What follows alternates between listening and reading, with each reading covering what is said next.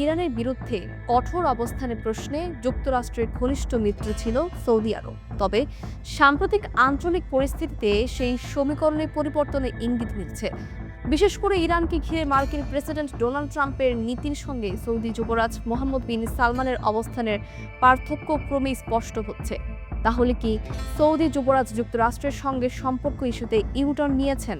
কূটনৈতিক সূত্র বিশ্লেষকদের মতে মধ্যপ্রাচ্যে নতুন করে সংঘাতের ঝুঁকি এড়াতে এখন যুক্তরাষ্ট্রকে অনুসরণ করার পরিবর্তে নিজস্ব নিরাপত্তা ও আঞ্চলিক স্থিতিশীলতাকে বেশি গুরুত্ব দিচ্ছে রিয়াদ। এর ফলে ওয়াশিংটন ও সৌদি আরবের মধ্যে কিছু গুরুত্বপূর্ণ বিষয় মত পার্থক্য সামনে এসেছে। সম্প্রতি মার্কিন প্রতিরক্ষা দপ্তর পেন্টাগন পরিকল্পিত প্রজেক্ট ফ্রিডম নামে একটি সামরিক উদ্যোগকে কেন্দ্র করে দুই দেশের মধ্যে উত্তেজনা তৈরি হয়। হরমুজ প্রণালীতে বাণিজ্যিক জাহাজ চলাচলের নিরাপত্তার কথা বলে যুক্তরাষ্ট্র সৌদি আকাশসীমা ব্যবহারের অনুমতি চাইলেও রিয়াদ তাতে সম্মতি দেয়নি বলে বিভিন্ন আন্তর্জাতিক সূত্রে দাবি করা হয়েছে।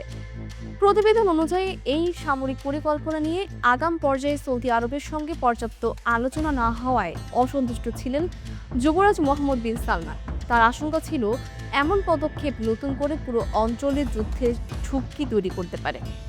এমন পরিস্থিতিতে হোয়াইট হাউসের পক্ষ থেকে সৌদি নেতৃত্বের সঙ্গে একাধিক দফায় যোগাযোগ করা হলেও যুবরাজ নিজের অবস্থান পরিবর্তন করেনি।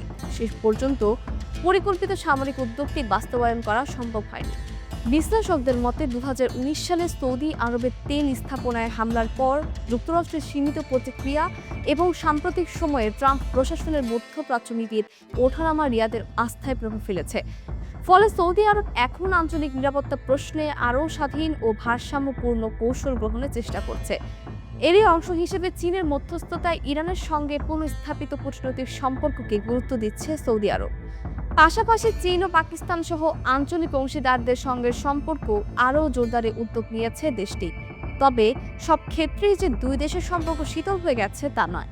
বেসামরিক পারমাণবিক কর্মসূচি, প্রতিরক্ষা সহযোগিতা এবং অস্ত্র ক্রয় সহ বেশ কয়েকটি গুরুত্বপূর্ণ খাতে ওয়াশিংটন ও রিয়াদের সহযোগিতা এখন অব্যাহত রয়েছে। তবু পর্যবেক্ষকদের মতে ট্রাম্পের দ্বিতীয় মেয়াদে দুই নেতার ব্যক্তিগত সম্পর্ক আগের মতো উষ্ণ নেই। সাম্প্রতিক সময়ে একাধিক কূটনৈতিক ঘটনাও সেই দূরত্বের ইঙ্গিত দিয়েছে। মধ্যপ্রাচ্যের দ্রুত পরিবর্তিত ভূ রাজনৈতিক বাস্তবতায় সৌদি আরব এখন আগের চেয়ে অনেক বেশি স্বাধীন পররাষ্ট্রনীতি অনুসরণ করছে।